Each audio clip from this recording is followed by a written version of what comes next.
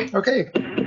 Good evening and welcome to the Cottage Grove City Council meeting for August 22nd.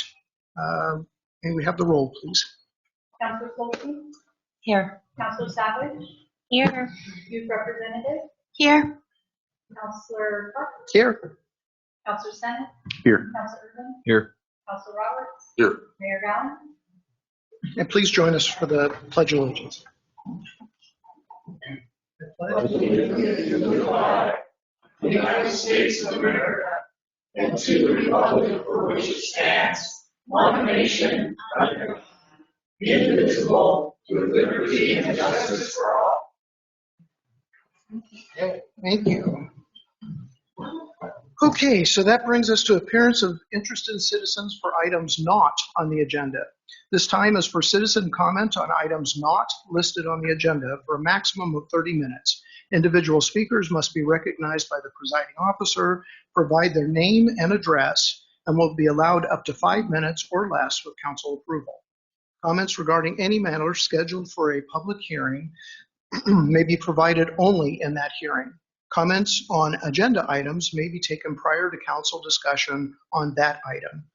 The council will not engage in any discussion or make any decisions based on public comment at this time. However, the council may take comments under advisement for discussion and action at a future council meeting. Okay, so we have folks signed up. First up is Joanna Z.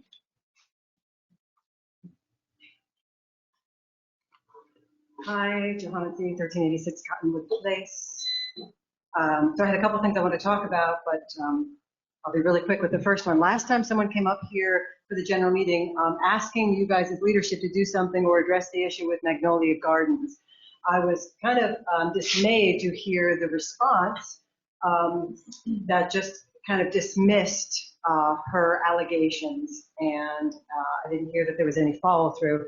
So I did a little checking myself because that was my field, and sure enough, they have a number of citations against them.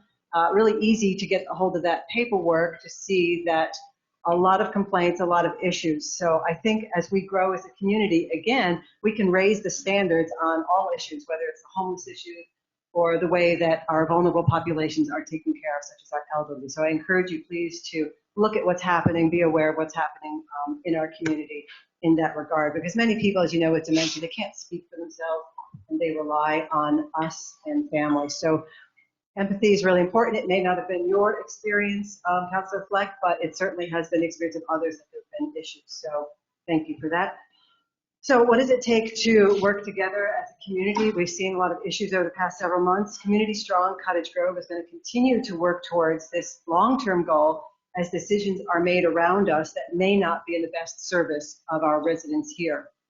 Over the past week, we have seen the camp at Trailhead go from 6 tents to 16 tents past Thursday. Our brief visit to introduce ourselves and do our outreach work, to our new neighbors, found a family from Saginaw Trailer Park, a group from Roseburg, and a young woman from Springfield, among others that were not from this community.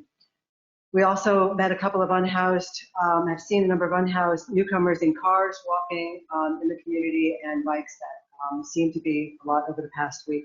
So one of the concepts of a true community is inclusivity. There's no borders in this town. No one's going to be turned away, right? We see this with the permissiveness allowed of these unmanaged camps that are popping up. So now those who have just arrived will be considered residents of Cottage Grove and have access to this potential low barrier shelter that may be ready in a couple of months, because we did say that they would have priority, residents would have priorities. So the issue we have is that the budget of this small city is not designed to handle this influx of people, but they're going to come because, as one of the residents, unhoused residents who's been here a long time, she kind of shrugged her shoulders and said, word gets around because there's stuff here. And I'm just asking, how much are you guys willing to invest, right? Because you should decide that now, what the investment's going to be, because this shelter could fill up fast and you're going to need to build another one because the parks will still have people in them and there's still going to be people out in the cold. So that is a very real issue that we're concerned about. So another resident stated that he would probably just use it as a warming shelter for the winter and leave, because there is, as we know from the previous RFP, no requirement for them to participate in any programs. Although I do certainly hope that they do, because we will support everyone to be involved in that. So I think the design is faulty, as we have already witnessed. You're going to hear excuses given by either staff or council members as to why more people are here, but I just encourage everyone to look around you, get personal direct experience.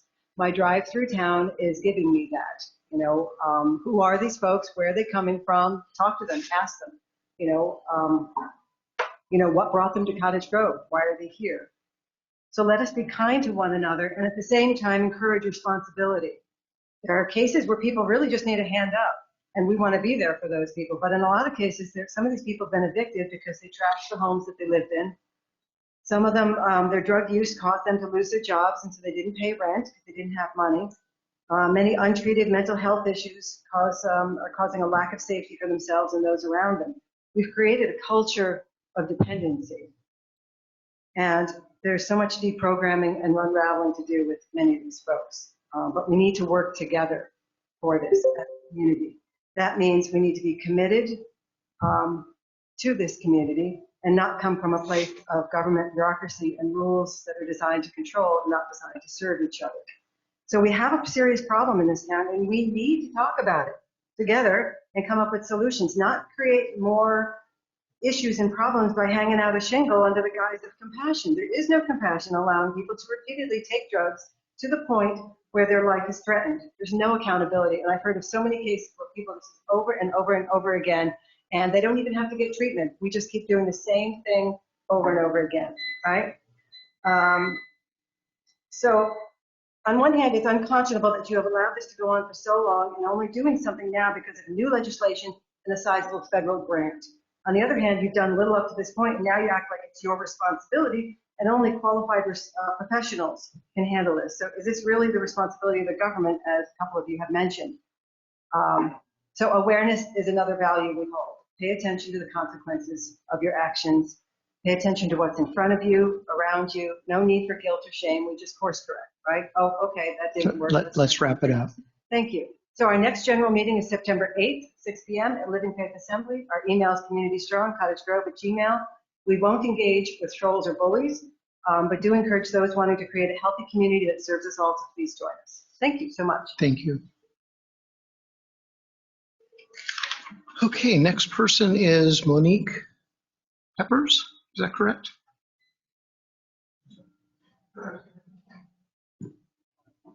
My name is Monique Peppers. I live at 460 Boardwalk Place here in Cottage Grove. Where I live, there are 5 houses. It is a horseshoe street, which is Boardwalk Place. 5 houses, 4 duplexes. I've been told it's a private drive. I have immigrants who are living directly behind me out my bedroom window. They have set up a food cart in the front right there so cars can pull up between 7 and 9 in the evening, every single evening.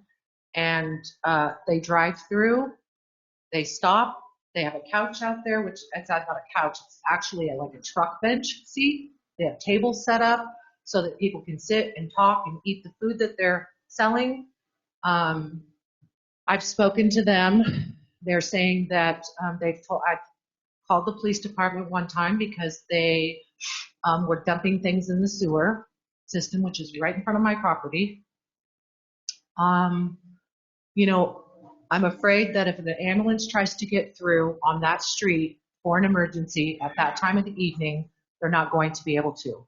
Now, another thing is that they claim to not speak English, so they don't really understand me when I stop and speak to them about coming in and going out the one-way street. It's a one-way street. It's in one way and out the other. They continually come in the wrong way and vice versa. I've stopped and talked to them very nicely and tried to make them understand. I've pointed to the sign, which I believe is too high, obviously, because people aren't paying attention to it. You have to literally look up to see this one-way sign. And it's really starting to get annoying. There's between 7 and 9 at night, there's at least 50 cars that come through there when I'm getting ready to go to bed. I've been told by the officers that came out that there's nothing that can be done about it, that it's okay to have this food cart because they have told them that they're not selling it, that these are all their friends and they're coming through to get free food, which is a lie. I've had several people that I know who have gone over there and purchased food, given them money, exchanged hands. So I'm not sure what can be done about this, but I know not only am I speaking for myself, but I'm speaking for quite a few of my neighbors who have just had it. I mean, I'm okay that they're doing what they're doing if it's legal, but what I'm not okay with is them not paying attention to the signs, thinking they can just, go through the exit and come out the way they're supposed to come in. The fact that all these cars are piling up, they're lining up that street, which isn't a very wide street. Seriously. So I do believe if the ambulance tried to get through there, it's not going to get through there and somebody could die. So I would really appreciate if everybody could just check into this and maybe do something. If they parked out on the street, walk in and then walk back out to the street to their vehicle. I'd be fine with that. That would solve the traffic, maybe lower the sign a little bit so they can see it, So that's it. It's really starting to get annoying. Thank you. I see Mr. Stewart taking notes. Okay. So in these next two items, item to speak on, I see thank you. I'm assuming it's items not on the agenda. And next is Elsa Page.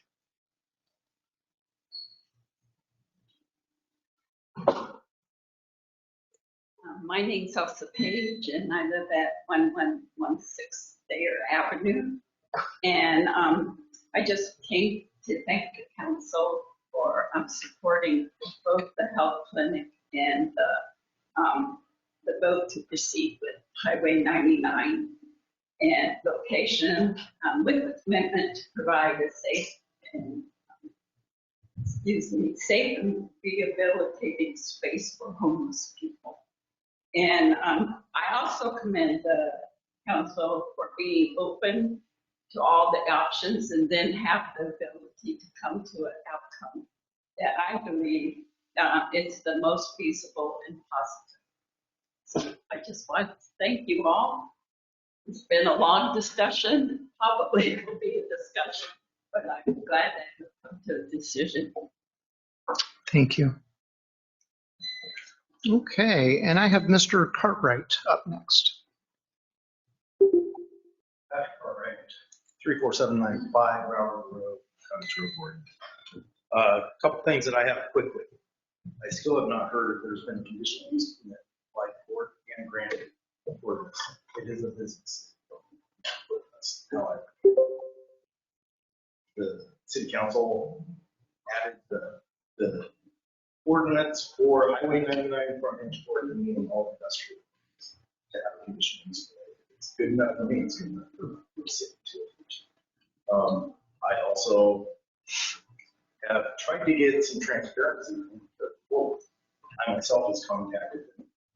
Nobody will contact that. So I find it very difficult for the city to proceed without having any knowledge. I know that a few councilors has asked that a budget, they wanted to talk to somebody else or nobody's talking about the RFQ, it's in the public. So, I mean, do we just jump into something without having a budgetary constraint? Just open a checkbook and say, here we go. I would suggest that kind of gets made public soon. Other than that, that's about all I have. Thank you. Okay, that's all I have signed up for public comment. Brings us to public hearings. There are none. Brings us to item 6, consent agenda. Move approval. Second. We have a motion and a second to approve the consent agenda. Is there any discussion? Not all those in favor signify by saying aye. Aye. Opposed? Okay, consent agenda is adopted. Item 7, resolutions and ordinances. There are none. Item 8, business from the city council. Item A is a change order, order number 2 for the community center roof repair project. And looks like Mr. Stewart. Thank you, Council President, Black, and councilors. This evening, I'm bringing before you change order number 2. It's a request by Richardson Remodeling to address the rehabilitation of 8 skylights on the roof. At the time of bidding for the project, city civil engineer instructed the bidders that any work performed to the skylights for the new roof would be addressed by submitting a change order at the time roofing around the skylights. There was a clear understanding of what it was going to take to repair and re-roof around the skylights. The requested change order is for $15,661. The roof is approximately 80% complete. At this time, Richardson Remodeling believes that it will be the last change order needed to complete the project. There is one small area of roof that hasn't been removed over the second story offices of the north portion of the building. This is the only such a roof that remains untouched and could have dry rot that will need repair and necessitate potential additional change. Staff is recommending that the City Council by motion authorize the city manager to sign the change order requested number 2. Community center roof repairs.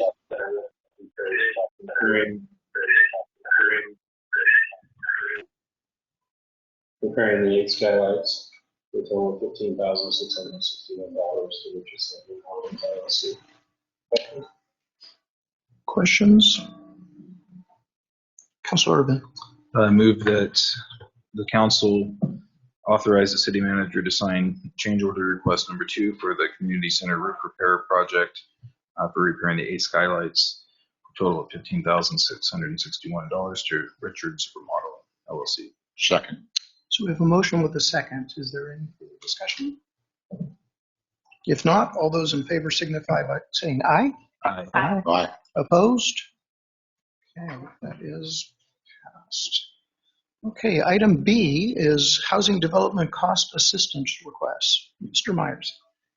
So in 2020, the City Council adopted the Housing Development Cost Assistance Program, where we pull some funding from SDCs as well as some money from building permits from the building department and put into a trust fund to help nonprofits or government agencies to build low-income housing. You've used that in the past for Cottage Village Coalition, Square One Village, the Legion Village, as well as Northwest, Dev Northwest and their development. Those funds were used up in the first year. We've had another year where the funds were collected and nothing used those funds, and we have money. We have $150,150 in the SDC assistance portion and $50,150 in the building permits portion of the trust fund. And we have a request from Square One Village or Cottage Village Coalition to help them with the SDCs and permit fees for the community room, which is the a part of the residential development of the Madison Tiny Village. This is the last piece that they were working on as they kind of did things in phases. And actually the space they're remodeling, it was used as the shop while they were constructing the other units. And now they want to make that into the community room that's used for meetings and events and activities or other groups, the residents there meeting there and having parties or meeting with friends and family and stuff, since really in the tiny homes there isn't room to do that. So they've asked for $6,000 in improvements. Under your policy adopted with the development program, you can give 75% of the eligible costs for SDCs and 100% for the building permits. This is a policy that is established by resolution, and it's your resolution. So if you want to do something different, you can. But that's what the policy says right now. We can do a $5,545.35 support or assistance for them, or you can go to the full 6,000. I don't have the total there. Well, you do the full 4,480.33 for SDCs, and then the full 100% of the building permits, or any mixture thereof. Council discussion. Councilor. We'll just reiterate some of the comments from the Friday agenda session. The word that I was thinking about was residential use, I believe was one of the criteria for us. And it struck me as a broader definition than I had initially thought of when we were crafting this policy. So I would love to hear um, council's feedback on, not particular to this request, but in the future, if residents, basically, as I understand it, meaning any use, it could be activities, it could be of, for entertainment or other purposes, parking, if it's going to be used in the residence, that it would qualify for this reduction in SDCs. The reason why I bring it up is I was under the impression that we were actually just really trying to promote new dwelling units, new housing specifically. And I know stuff goes along with housing, but I just wondered if there was interest for the future in narrowing down the definition of what we were to the word domicile came to mind, or somewhere we're talking about dwelling units, if there had been any more thought on that. Other comments? Councillor Solzy? Thank you. I agree. I would like to establish that going forward in the future, at least that there be a residential unit attached like this one is. And even if I know that it was also set up so that we could do commercial along with residential. So I would like to define that. I'll put myself in the queue here real quick. I guess I have mixed feelings on this because in an apartment complex, as an example, having a common area is going to be a key piece to that development. That being said, you mentioned commercial, which would be eligible under the MUPTI. So I do have mixed feelings. I do support this one, however, because in our conversation with these folks, we actually commented about them putting somebody in this building, and they, I believe, did that. So I support this concept, but I'm not sure I have a solid feeling going forward. Mr. Myers. And I do want to clarify that according to the policy, you couldn't use it for commercial because Right. It does say mixed development, mixed use. And our interpretation is using the development code's use of mixed use, which would mean retail or commercial development would not be included. And but residential stuff, but anything tied to a residence would be. So when I'm trying to think about SDC fees as well as for our future conversation, the one thing that I could see would be a pool certainly would trigger SDCs. I'm trying to think of what other sorts of items in a common area of a If you look at the common area, you'll see in their permit fees, they have a clothes washer, hose bib, sink, lavatory, a water closet, and water heater. And so they're putting in residential type appliance or fixtures into this community room as well. Which I would certainly support. So I guess going forward, I certainly welcome the conversation. I'm just not sure how I feel on this issue one way or the other. Any more discussion or a motion? Mr. Councilor Roberts. These tiny homes are so small. I thought that we sort of breezed a little bit over this a couple of years ago, that this was going to be an area that was sort of just an extension of their homes. I think I respect what you're bringing up here. I think that this is a different, separate situation here. So, and I thought that years ago when we talked about this, that there was going to be one unit in that house, isn't there? That's what I thought. The house has a rental unit. Right. So, yeah. So there you go with that. Councilor Urban, then Councilor Stinnett. Yeah, I was just wanting to be clear that, I mean, I could probably have brought this up at concerns of council, not to muddy with this particular decision, but that I do think this makes sense and fits with the spirit of the policy. But Thank just you. to clarify that.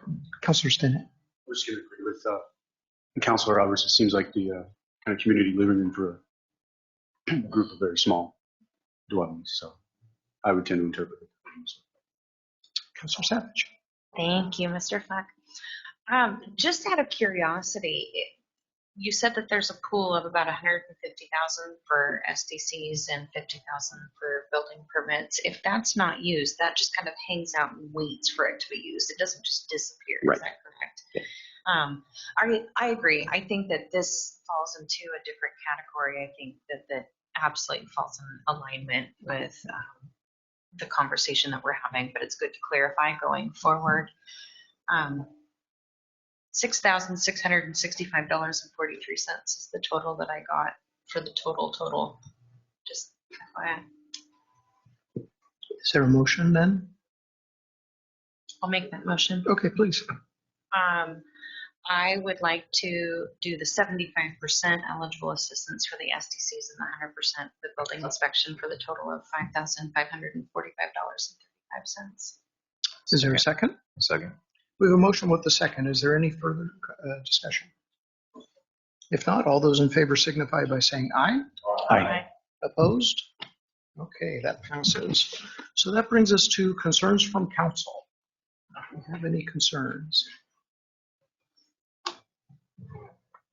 Okay, seeing none, that'll move us on to business from city manager, report from the city manager. No report. Wow. I do not see a city attorney, so we're adjourned.